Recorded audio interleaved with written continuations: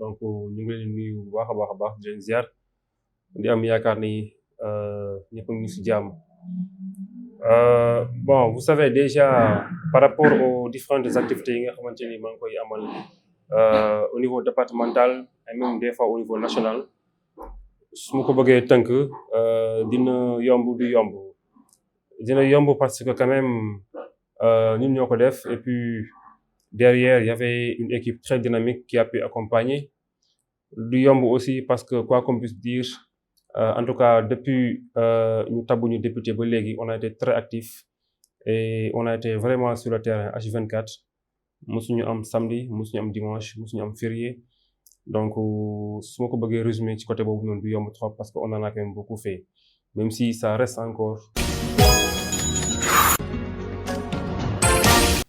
mu tombe ak jamono yi ubbi teg école ñëpp xam un peu coût de vie bi ni mu chéré donc ni mu xawee metti ci waajur yi inscription ñëw taxaw fourniture ñëw taxaw événement journée ouverture ñëw taxaw lépp metti ci parents yi en tant que député département de Pikine aussi ñu nekk fii muy suñu fief on a essayé en tout cas tant soit peu d'aider et d'accompagner donc aujourd'hui même équipe bi nga xamante ni ñoom laa nekk di àndal déployé wu nañu sur le terrain au niveau de Pikine distribué nañu 100 kits scolaires pour 100 familles donc boo xoolee kits yooyu noonu benn bu ci nekk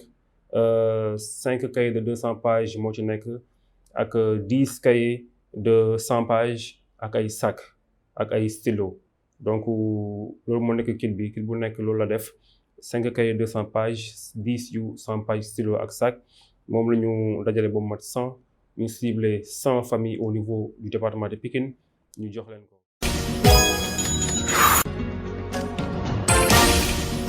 bi nga xamante ni nawet bi jub si na dama toogoon ànd ak équipe bi ñuy waxtaan ñu ne fii ñu dëkk kat di Zac Mbao dafa nekk zone boo xamante ni yàlla dafa def am nañu ay canaux maanaam am nañu ay canal yoo xamante ni ñooy permettre évacuation ndoxu taw bi mais coow li moo nekkoon canaux yu si bëri dañoo fattoon donc ci kaw loolu ñu waxoon que ni dañu essayer accompagner la population soulager leen un peu balaa nawet bee ñëw en quoi faisant mooy que ñu aider à ce que ñu mën a curer tous les canaux au niveau de la ZAC de Mbao bi ñu amee xalaat boobu noonu ñu dem seeti ONAS bi nga xamante ni état moo ko fi teg banxasu état la di liggéey ci wàll bu mel noonu ñu waxtaan ak ñoom aussi vraiment à bras très ouverts ñu ànd ak ñun accompagner ñu mën a ñëw Zac Mbao curer beaucoup de canaux yi nga xamante ni amoon nañ fi mën naa ne sax loolu moo tax Zac Mbao ren jii nawet bi xawul dis noonu trop ci famille yi ci population bi donc gannaaw bi ñu defee curage des canaux pratiquement de tous les canaux de la ZAC de Mbao ànd ceeg ONAS ñu ne nañu jéem a lancer benn campagne de lutte contre le palu au niveau du département de Pikine parce que boo xoolee curage canaux yi dañ ko yemale woon Zac Mbao commune de Mbao mais cette fois-ci dañoo ne on va essayer de faire lancer une campagne d'envergure départementale campagne de lutte contre le paludisme bi ma amee xalaat boobu noonu aussi man ak sumay équipe ma dem seeti li ñuy wax fonds de solidarité nationale bi nga xamante ni le grand frère directeur général monsieur Beydi Niang moom moo ko dirigé ma dem seeti en tout cas le coordonnateur du programme national de lutte contre le palu ñu koy wax voilà encore beneen grand frère di monsieur Aliou Thiongane madame ma seeti ñaar ñooñu waxtaan ak ñoom xamal leen que ni man kat en tant que député dama am mbébét am projet pour lancer benn campagne bu ñuy wax lutte contre le paludisme au niveau du département de Pikine su ma sañoon nag amal ko dans toutes les 12 communes du département bi ma waxtaanee ak ñoom aussi vraiment ci xol bu yaatu ci xol bu sedd et à cœur très ouvert ils ont accueilli la proposition accueillir ko approprier ko def ko seen i fi bopp ni ma honorable xamal ni bis ni ki tey proposition bii nga indi dinañ ko jëmmal dinañ ko matérialiser dinañ ko amal dans toutes les 12 communes du département de Pikine bi ma fa jógee aussi ma dem ma seeti sama mbokk député yi les 4 députés de département de Pikine ndax Pikine am nañu 5 députés en tout cas les députés du pouvoir am nañ ci 5 au niveau de Pikine ma dem ma seeti leen waxtaan ak ñoom jox leen proposition bi nga xamante ni moom laa bëgg a def fii ci département de Pikine ñoom aussi ñu approuvé ko ñu ànd ci ak man donc ñu lancé campagne bi mu nekkoon campagne bu duré 5 jours. Tous les postes de santé du département de Pikine sans exception tous les postes bu ci nekk ñu jébbal ko 250 moustiquaires. yemuñ ci ñu accompagner ko avec des caravanes de sensibilisation yemuñ ci ñu liggéey lëkkaloo ak service d'hygiène mi nga xamante ni moom aussi tàmbali na boo benn saupoudrage maanaam pomper tous les bassins dans toutes les communes de Mbao mais aussi délarver li nga xamante ni mooy site yi mooy niche yi nga xamante ni fa la moustique yi di reproduire donc mu nekk campagne bu mag a mag bu ñu lancé composé de distribution de moustiquaires sensibilisation ci feebar bi mais aussi saupoudrage et délarvage au niveau des bassins et des eaux stagnantes loolu aussi nekk activité boo xamante ni lancé woon nañu ko récemment on a sillonné pendant 5 jours tout le département de Pikine et naturellement bien avant ça même on a fait en tout cas le tour des marchés tel que le marché de Thiaroye on y a été dem nañ fa visiter nañ ko xool nañ jafe-jafe yi nga xamante ni moom moo fa am moom moo fa nekk jéem nañ ko porter on a fait le marché de syndicat on a fait marché poisson en tout cas on a eu à faire beaucoup de marchés yoo xamante ni jot nañ fa dem ak suñu tànk xool leen nemmeeku leen ci kaw loolu aussi yemuñ ci parce que boo xoolee toujours dans le cadre des marché bi nga xamante ni moo di marché ZAC de Mbao yàggul dara bi ñu nekkee en pleine campagne dañu fa demoon seeti waa marché bi ñu fay liggéeyee bi ñu demee seeti leen on a vu que les toilettes du marché toog nañu depuis 10 ans mosuñu fonctionnel maanaam 10 ans marché ZAC Mbao plus de 300 femmes di fa xëy di fa gontu amuñu woon ay toilettes yu ñu mën a utiliser plus de 10 ans bi ñu fa demee ci campagne bi juste rek femmes yi songuñu daal ñuy jébbal doléance bi nañu ñoom kat seeni toilettes yi ça fait 10 ans fonctionné wul bi ñu ko waxee séance tenante on a pris l'engagement d'apporter notre pierre à l'édifice pour soulager suñu moment yooyu noonu ndax nag foo xamante ni plus de 300 personnes dañu fay xëy di fa daan seen doole li ci ëpp di ay jigéen amuñu toilette amuñu gaanuwaay loolu xel nangu ko donc ci kaw loolu ci laa engagé wu man ak équipe bi ma àndal songu réfection toilettes yi et macha allah en moins de 1 mois on a réfectionné les toilettes defaraat réseau yi defaraat chaises yi defaraat bunt yi créer ay robinet en tout cas fexe ba toilettes yi fonctionnel actuellement marché ZAC Mbao macha allah jafe-jafe boobu noonu wàcc na leen ci ndimbalu suñu borom. Toujours dans le cadre de nos activités aussi on a fait 2 fois le tour en tout cas du département de Pikine avec des distributions de kits alimentaires au niveau des daara donc ça on l'a fait 2 fois dem nañ ci daara yu bëri en tout cas les daara yi nga xamante ni ñoo gën a mag ci département bi ñu xam leen ñu ràññeeku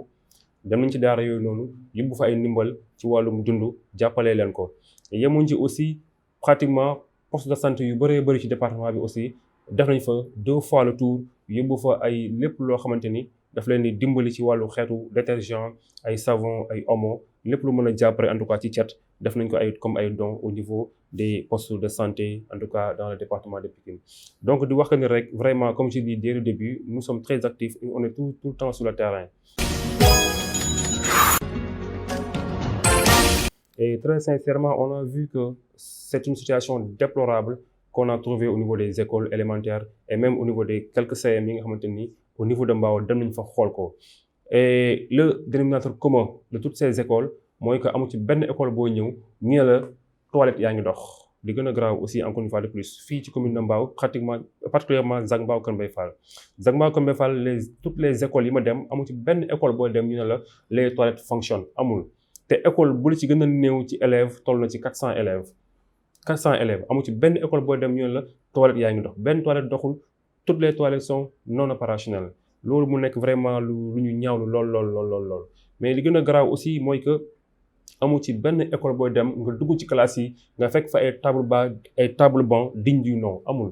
da nga fay fekk table banc yoo xamante ni da lay leer ni lii ëpp na juróomi at bi fi nekkee mosuñu koo soppi mosuñu koo changé damatoon na yaxatoon na tu regardes les toitures en tout cas je dirais même en tout cas que les écoles man yi nga xamante ni jot naa ko xool fii ci ZAC Mbao xool ko fii ci Kër Mbaye Fall écoles yooyu c'est des écoles qui mériteraient d'être classées parmi ce qu'on appelle les abris provisoires man laa gëm ndax man gëmul ne abri provisoire rek mooy école bi nekk néegu ñax nekk ci àll bi fii ci Ndakaaru Njaay fii on a des abris provisoires te écoles yi ma jot a visité fii ci Kër Mbaye Fall fii ci ZAC Mbao jàpp naa ne c'est des écoles qui mériteraient d'être classées comme des abris provisoires donc ci loolu noonu ñu gën a lancer rek un appel en tout cas aux autorités concernées rawatina le ministre de l'éducation bi nga xamante ni jot naa jot kenn ci ay ñoñam mu xamal ma ni ma en tout cas en ce qui concerne les tables bancs et les équipements toutes les écoles seront distribuées toutes les écoles seront dotées toutes les écoles en tout cas auront un quota par rapport aux tables bancs loolu kenn ci ay ndawal ministre de l'éducation wax na ma ko bi ma ko jotee téléphone mu ne ma par rapport aux tables bancs et au matériel de bureau toutes les écoles seront dotées laaj naa école yi nag neen ñu ba léegi gisaguñ ko mais eux aussi on leur a promis cela donc vraiment ñu ngi ñaan yàlla suñu autorités yi ni ñu gën a baral seen loxo ci distribution bi ndax école ubbi na mais nag ñu gën a taxawu école yi en tout cas ñun suñu maire ndur na ko xaw a tële lool ci wàllum école yi donc ñuy demander à nos autorités à ce que ñu gën a mettre leur main ci la gestion des écoles et surtout aussi la gestion des postes de santé d'accord école ak santé yëpp c'est des compétences transférées maire yee ko war a def mais en tout cas beaucoup ci parmi les maires yi nga xamante ni ñun xam nañu leen et que seen i communes ñu ngi fay dem di dugg di génn di jëflante ak seen i population on a constaté que c'est des maires du ma ne kii sont incompétents mais en matière dañu leen dénk ci wàllum école ak ci wàllum santé ak éducation xaw nañ ci tële donc ñu demande à ce que autorités yi ñu gën a dugal seen loxo ci wàllum école yi bu baax a baax a baax a baax. benn jour dama toog sama bureau le président des délégués de quartier de Mbao suñu papa Siley Dia yónnee ma message ne ma kat honorable boo gaawulee musiba am ma ne ko la ma xew mu ne ma poste de santé bi nekk Zac Mbao Senelec dafa couper courant bi léegi nii te vraiment am na ay bagages yu nekk ci frigo bi warul mën a yàqu bu yàqu rek du baax dañoo couper courant bi ndaxte il paraît que y a 4 factures yoo xamante ni fayuñu ko mu nekk valeur u 1 million et quelque ñàkk fay gi ñàkk fay nag courant bi moo tax tey Senelec ñëw na couper na courant bi ma suma papa si lay ja joxe nouvelle boobu noonu mu ne ma nag boo ci jàppul du baax automatiquement j'ai pris mon téléphone bi ma jëlee sama téléphone ma woo ki nga xamante ni moom mooy le directeur général de la Senelec monsieur Toby Gaye mu dëkk fii Zac Mbao di doomu Mbao ma koy nuyu de passage ma woo ko téléphone jotuma ko ma bàyyil ko message mu ne ko monsieur le DG il paraît que kat Senelec dafa couper courant wu poste de santé bi nga xamante ni moo nekk Zac Mbao te kilifa yi nee nañ ma courant bi bu gaawul ñëwaat mën na yàq lu bëree bëri loo xamante ni mu ngi ci frigo bi peut-être lu mel ni ay médicaments ak yeneen. sama assistante sax laa woo je pense sama assistante laa woo ma ne ko léegi fexeel nga dem Senelec nga yóbbu facture yi nga ne leen honorable député nee na pare na pour fay 500000 tey ngeen delloo ci courant bi en attendant ñu négocier nu ñu gérer le reste de la facture ak nu ñu négocier vraiment la gestion de l'électricité au niveau de l'hôpital ñoom laataa ñuy dem le DG de la Senelec daal di may yónnee message ne ma honorable gis naa say message et je comprends la situation je te reviens ma ne ko d'accord ma wootewaat sama secrétaire ma ne ko DG Senelec kat yónnee na message léegi nii nee na mu may revenir kon xaar leen tuuti ñu ne ma d'accord par la suite DG waat ma encore téléphone ne ma Babacar l'affaire est en train d'être réglée tu peux te calmer et nga continuer sa liggéey yàlla baax na ñu ngi ci kawam ma ne ko jërëjëf je reste à l'écoute ñu dem ba quelque temps encore DG waat ma ni ma honorable c'est réglé ma ne ko boobu moom aussi c'est réglé ma ne ko macha allah man de pare woon naa ko dem fayu moitié bi après ñu négocier le reste mu ma non man en tant que DG dëkk Mbao j'ai tout pris sous mon compte dinaa ko fay boo mu jeex tàkk sous mon compte. dama lay ñaan wàllum gestion courant bi ci poste de santé bi ngeen taxaw ci te ngeen def ay audit au niveau des postes de santé ngeen xool naka la ñuy utiliser courant bi ci poste de santé yi ngeen xool ndax amul benn excès bu ci am ngeen xool ndax amul ay loo xamante ni am na ci luy créer problème yii nii mu ne mooy député nga ci département bi. wàllum poste de santé yi dox ci bu baax a baax nga saytu bu baax ni ñu utiliser li nga xamante ni c'est le bien public ma ne ko nag DG vraiment maa ngi lay sant maa ngi lay gërëm bu baax a baax ndax lii nga def nii defaloo ko chef de délégué de quartier waa Mbao yëpp nga ko defal population Mbao nga ko defal très sincèrement donc noonu la demee dama ci engagé woon mais alhamdulilah DG en personne moo mujj woon ne ma j'ai tout pris sur moi-même je vais tout gérer donc noonu la affaire boobu noonu demee Déjà man je dis que depuis bien avant sax ma nekk député ASC bi ma njëkk a seeti muy ASC Renaissance bi nekk fii ci Zac Mbao ñoom laa njëkk a seeti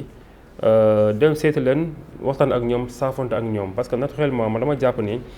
ñun ñëpp ñoo war a ànd pour que mbir yi baax et ndaw laa yàlla def ñu dénk ma ndombal tànk te ndombal tànk bi ñu ma dénk mën naa ne mu bokk ci ndombal tànk yi gën a kawe ndax bu ñu nee les 18 millions de sénégalais yow kenn nga ci ñiy wax ci seen tur kenn nga ci ñi mën a jëf ci seen tur kenn nga ci ñi mën a porter seen i doléance dama jàpp ne ndombal tànk gënu rëy loolu noonu. donc ma nekk ndaw naturellement dama jàpp ne donc dama war di collaborer avec la jeunesse et quand on dit la jeunesse dans les quartiers c'est les ASC c'est les mouvements associatifs ak yu demee noonu donc naturellement je collabore beaucoup avec les ASC je les rends visite dañu may seet si dañuy waxtaan on collabore beaucoup. Le peu bu ma am bu ñu amee ay match final demi-finale ma bokk ak ñoom en tout cas jàppale leen ci li ma mën ñoom aussi ils sont très en tout cas prêts à collaborer et vraiment relation bu rafet la am ak ñoom récemment rek j'ai fait le tour de 3 à 4 ASC de temps en temps je le fais je may fekk seen terrain de football waxtaan ak ñoom saafante ak ñoom même du football kese l'équipe basket bi nga xamante ne mu ngi fii Zac Mbao le club de basket de Zac Mbao dem naa fa seeti leen nemmeeku leen waxtaan ak ñoom bi ñu waree jouer aussi seen phase finale le peu que j'avais bokk naa ko ak ñoom donc on est là on collabore avec tout le monde les délégués de quartier les bàjjen gox un peu partout. J'ai un dossier boo xamante ni ñoom la concerné muy délégué de quartier yi et cette fois-ci je fais allusion aux délégués de quartier d'envergure départementale et régionale. Quand je dis ça c'est parce que j'ai reçu à l'Assemblée nationale le bureau départemental des délégués de quartier bi ñu ñëwee à l'Assemblée mu waxtaan ak ñoom ñu diis ma seeni jafe-jafe yi ñu am yépp en tant que délégué de quartier te bi ci gën a fës sonal leen trop mooy que lu mat 8 mois mu ngi nii 8 mois ba léegi amul kenn ci ñoom koo xamante ni sa indemnité bi nga daan jot chaque weer jot nga ko muy loo xamante ni 50 000 francs ci la toll. ma jàpp ni nag un délégué de quartier qui est censé d'habitude lu ci ëpp ci ñoom nekk ay mag yu liggéey ba retraité continuer di servir seen réew ñooñu indemnité wu 50 000 francs bi leen jox par weer ñu mën di ci faj yenn soxla yi vraiment bu naree tardé bu lu toll ci juróom-ñetti weer xel dafay tey dafay métti lool ci ñoom ay mag lañu. bi ma leen recevoir tey j'ai encore reçu le conseil régional des délégués de quartier représenté par le président des délégués de quartier de la région de Guédiawaye du département de Guédiawaye, président des délégués de quartier du département de Pikine, département de Keur Massar, département de Rufisque, département de Dakar. Donc tey fi ma wax ak yow j'ai reçu les 5 présidents des 5 départements qui constituent le conseil régional des délégués de quartier. bi ñu waxtaanee man ak ñoom aussi vraiment ils m'ont soumis beaucoup de doléances toujours encore comme doléance majeure la question des indemnités toujours qui tarde à venir 8 mois maintenant fayeekuñu seen indemnité te ma jàpp ni 50 000 francs bëriwut rawatina ci mag boo xamante ni liggéey na ba retraité continuer di servir dëkk bi ci na mu mënee jege askan bi lool nag askan bi jege na lool ñuy xam seen i métit seen i mëbët seen i naqar di ci dox ci la ñu mën ñooñu 50 000 francs bi ñu leen di jox chaque weer mu néew lool nag vraiment bu ñu koy yokkulee nañu fexee ni ñu ko joxee donc loolu benn la ci seen i doléance yéen i incha allah en tant que député am na fu mu bëgg a jaar ci dox ci wax ci donc di ñaan yàlla ñoom aussi seen problème boobu noonu état bi jóg ci ni mu gën a gaawee saafara ko jàppaleen bu baax a baax. Bon li may tàggatoo mooy sant suñu borom di ñaan yàlla gën a dëgëral suñu njiit yi ñaan yàlla gën a dëgëral président Ousmane Sonko ñaan yàlla suñu borom gën a dëgëral président Bassirou Diomaye Diakhar Faye ñaan yàlla gën a dëgëral seen gouvernement mais aussi gën a dëgëral l'Assemblée nationale les députés ndax nag pouvoir exécutif ak pouvoir législatif ñooy ñaari banqaas yi nga xamante ni si ñoom la am réew di sukkandiku pour mën a soqaliku donte aussi on sait que le pouvoir judiciaire est là pour faire régner la justice mais ñaari pouvoir yi nii exécutif ak législatif dañu am dayoo boo xamante ni si ñoom la réew di sukkandiku pour mën a développer donc di gën a ñaanal njiit yooyu noonu yëpp suñu borom dooleel leen kattanal leen ba li nga xamante ni moo seen mbëbët ci réew mi ñu mën koo amal ci jàmm ci dal mu nekk réussite ñëpp nekk njëriñu ñëpp jërë ngeen jëf